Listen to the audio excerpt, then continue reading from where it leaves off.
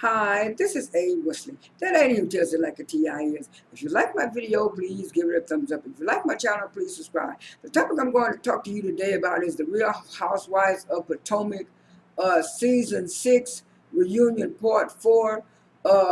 It picked up where it left off at the end of Reunion Part 3, where they introduced Niki, and then Niki took over the hosting duties, and then she sat down, and when she sat down, she immediately spoke to the ladies. She told the ladies how she liked the show, and she was a big fan of the show. And then after she did all her introductions and thanked the ladies for inviting her to the show, she immediately went to Ashley and told Ashley about her situation. She said, Ashley, why did you go down to that vacation house just to start all that drama to get some more camera time? Ashley, no. They invited me, and I finally had 2 days to go down there and have a little time freed up from my babies. But then I brought my baby with me and stuff like that. He said, no, Ashley, you really didn't have a storyline, and you really didn't have a storyline until you started that drama down there at the house about Wendy and Wendy's husband. And she was saying, nah, and then Nikki said, well, you sure hurry up and left after you start that drama. And then Ashley, they showed all the flashbacks of Ashley talking and stuff. And then Ashley said, well, I was hearing different stories from different people, and I was just trying to get the information to find out from the girls. And I said, and I told Robin that why come some of the girls or somebody didn't confront Wendy about it, in the first place. And she said, no, you just wanted to get a storyline. And then Wendy chimed in and said, well, Nikki, I wasn't so much mad at Ashley. I was more mad at Gizelle than Ashley, because Gizelle was the one who brought it up. And Gizelle was the one who brought it up at the place. Ashley was just telling me what people were saying. And so so Nikki went over to talk after she got through with after she switched over to Robin, and then she asked Robin. She said, Robin, what do you think about this bromance and stuff that's going on between Juan and Michael? What do you think about the situation? She said, well, Juan doesn't really care about what people say about him on social media and stuff about him and Michael. And then Nicki Minaj said,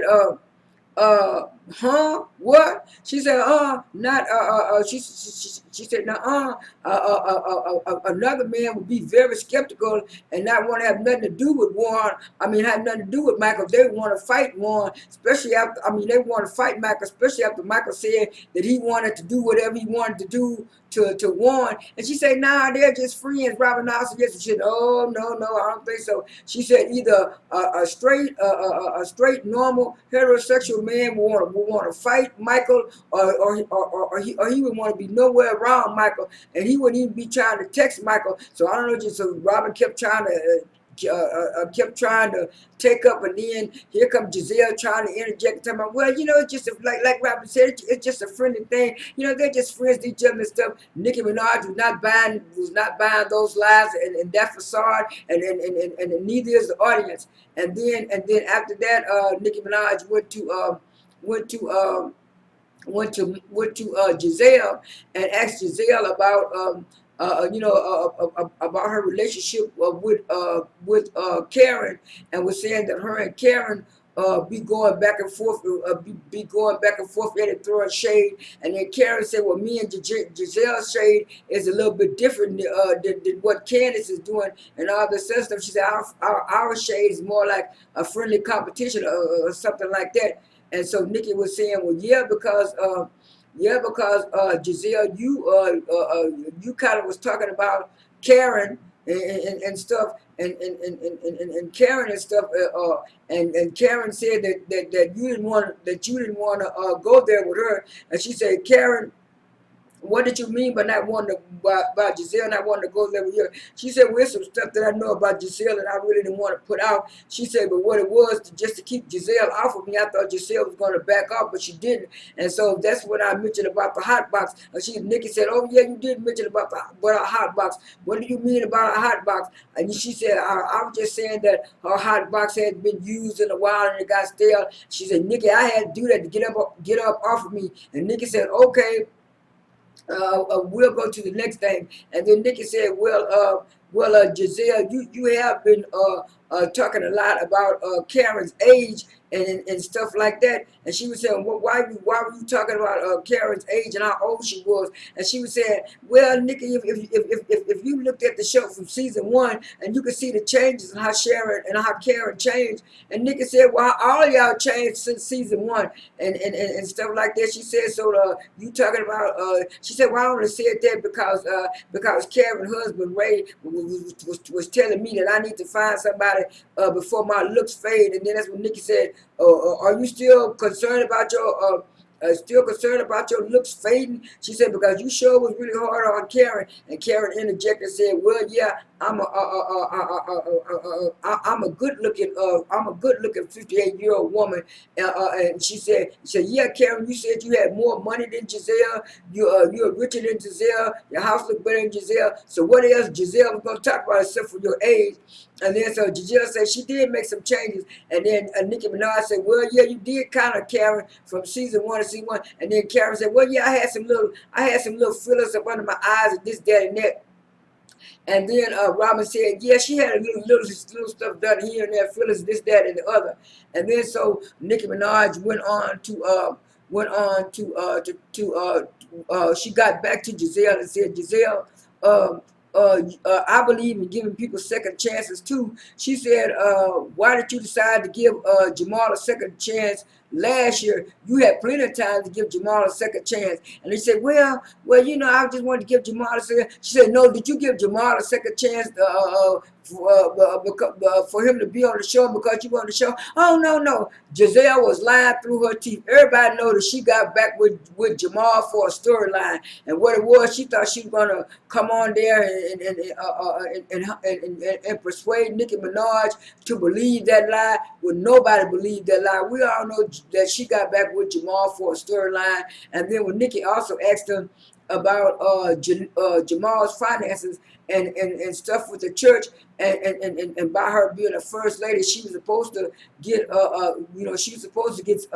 some of the funds from the church. And she said, oh, no, we never did use any of the funds from the church. We lived off of Jamal's speaking engagement money. Even though he's a pastor, he do separate speaking engagements. And then you could tell the look on Nicki Minaj's face. She had a side eye about her face, and Nicki Minaj said, okay, when you started the church, how many members did you have? She said, we only had she said we only had like about 40-something members. He said, well, how much you got now?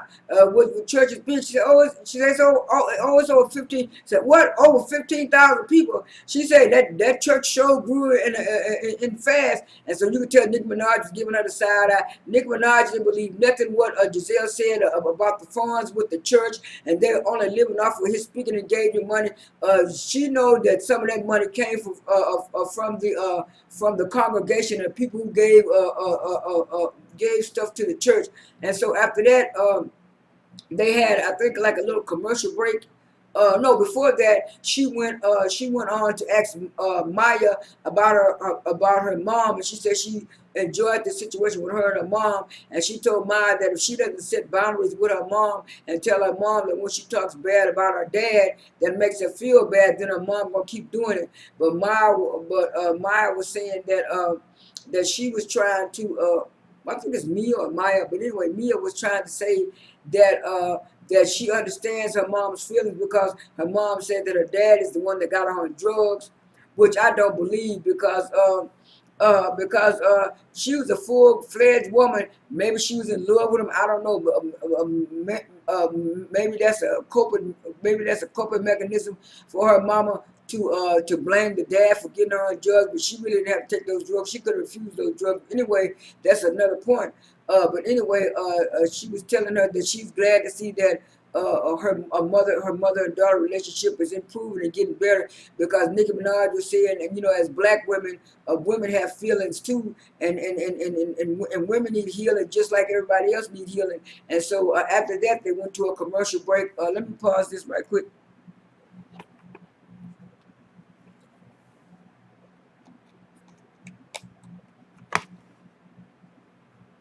Ooh, my mouth is dry.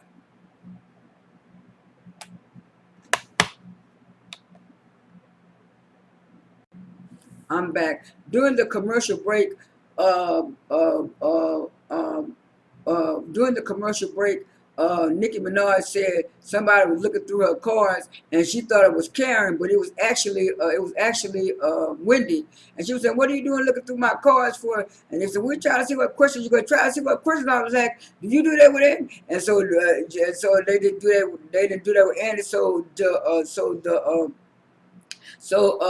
the husband was on the got on the stage for a little while they was on the commercial break. Then the director said, "Clear the set, clear the set." And so it was like after that they got back, and then that's when Nicki Minaj asked Mia about about her having all her plastic surgery, and saying that one thing she likes about Mia, that she owns her plastic surgery and what she did. And she was saying, with all that enhancements that she had with the plastic surgery, did it enhance her sex life or make it more better, and stuff like that? And one of the producers said, "Ooh, that's a good question."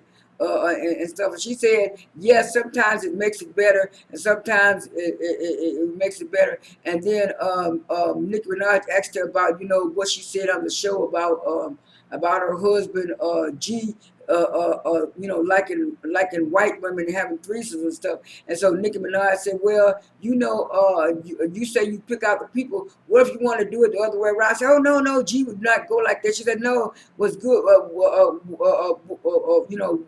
what's good for him is good for you." And then she said, "Well, okay." And then so Nicki Minaj got off that subject, and then she asked the women.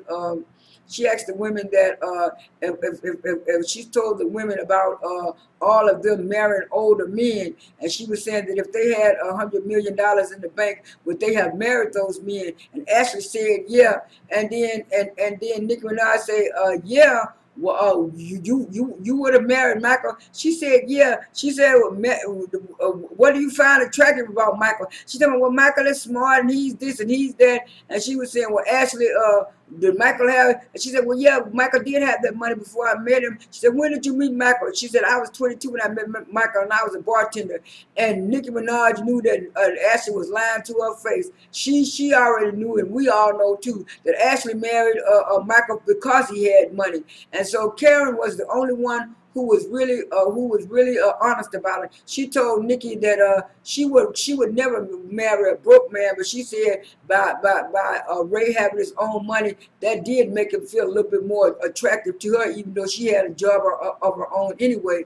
And so she was the most truthful about that. And then Nikki got back to Maya and asked Maya why was she trying to say that she was not a stripper and stuff like that. And she was saying, "Well, after I went back through the tape and I looked at it, I was saying, well, I was downgrading a whole lot of people who's in that profession. So we have to say we are entertainers and entertainers." She said, "You know how silly that sounds. That don't even make no sense, Ma. Why you keep it so if you're in the club where people are buying you steaks and stuff, that's not a strip club or a gentleman's club. But if they're buying you chicken wings, that's a strip club." And Ma said, "Yeah, that's what I would consider a strip club if you can only buy chicken wings." And I was saying, "Girl, you lying left and right, back and forth. You was a stripper at a gentleman's club. It was just a high class gentleman's club where a high class gentleman's club where they provided you all the necessary stuff for you to do your job, just like any other regular job would. Would supply you with supplies, so you wouldn't have to buy it yourself." So everybody knew that Mia was lying about that. And then Nicki Minaj went on to Candiance, and she said, "Candiance, I heard your song Drive Back, and I like your song, and I did your video, but there was a lot of auto tune in that song, and I heard you. She said, "Yeah, well, I used auto tune in quite a bit songs from time to time." So Nicki Minaj asked the rest of the ladies, "What do you think about what do you think about Candice's song Drive Back, and how would you?" And so Ma said, "Ooh, I think I make it. I think it was a -2." And then I think Gizelle and I think Karen said she thought it was at least about a 9. And then Gizelle said, well, maybe about a 5, or maybe about a 5 or 6. And then Robin said, well, it was pretty good. I kind of downloaded. And so she was saying, well, Candice, if I was a record label, she said, which I am, I do have my own record label. She said, but if I was a record label and your management wanted me to look at you, what would they say about you, Candice? She would say, well, my vocal ability is my main point more than my dancing and performing. I can vocal. She said, okay, if that's the case, why don't you sing a cappella? It was like Candice was so hesitant to sing a cappella, and then they kind of went to a commercial break again, and then everybody was urging her on, and she finally went and sung Drive Back, because she really was trying to sing a gospel song, but Candice sounded real good on Drive Back. The only thing that kind of was a little bad when she tried to hit those high notes. Her voice was a little, her voice was a little off key. But other than that, Candice did a great job of singing. And then after that, Nicki Minaj clapped for her and told Candice she was doing good, and stuff like that. But Nicki Minaj thought Candice's numbers was too low. But I think Candice is doing a good job, because they're saying she's number 4 on the R&B Billboard charts, and I think she said she was number 25 on the urban radio and stuff like that. And then she said she sold 120,000 units in 1 week. And Nicki Minaj just said, "You think that's good? You think that's good?" And then one of the producers says, "Yeah, that's pretty good." Like for an R&B artist, because people are saying R&B is dead and R&B is struggling, but it's not. But I think Nicki was just giving her constructive criticism on what she needs to work on, and they did show her part of her new video. I'm going to go back and watch that later, but